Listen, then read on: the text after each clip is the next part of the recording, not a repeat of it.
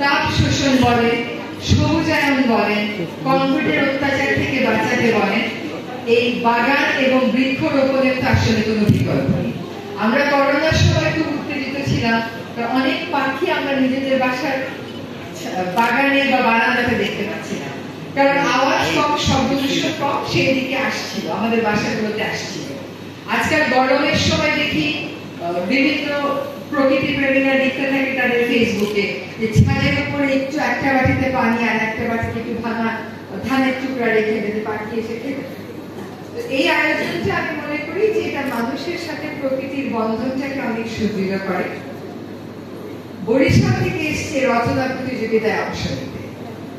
আমাদের বন বিভাগের এই জিনিসটা আমার মনে হয় আত্মায় ধারণ করা উচিত যে বাংলাদেশের মানুষ বন বিভাগকে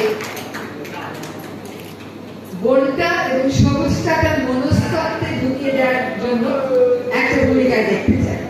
বাংলাদেশের মানুষ বন বিভাগকে কাঠের ব্যবসায়ী কিংবা গাছ কেটে রাজস্ব দেয়া, নগরায়নকে যদি আরবান ফরেস্ট্রি আমরা করতে পারি, এইগুলো আমাদেরকে অনেক বেশি ক্রেডিট দেবে।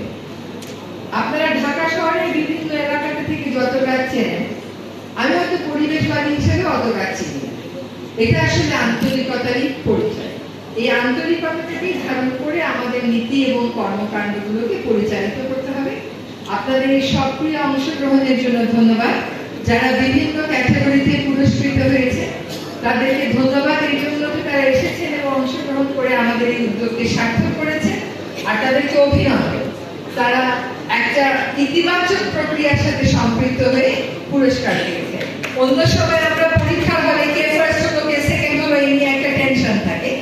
এইখানে যারা অংশগ্রহণ করেছে তারা সত্যিকার অর্থেই প্রকৃতিকে ভালোবাসে এবং তাদের মনোজগৎটা আমার কাছে মনে হয় অন্য অনেকের মনোজগতের থেকে ভিন্ন। তাদেরকে আমার অন্তরের অন্তঃস্থল থেকে ধন্যবাদ।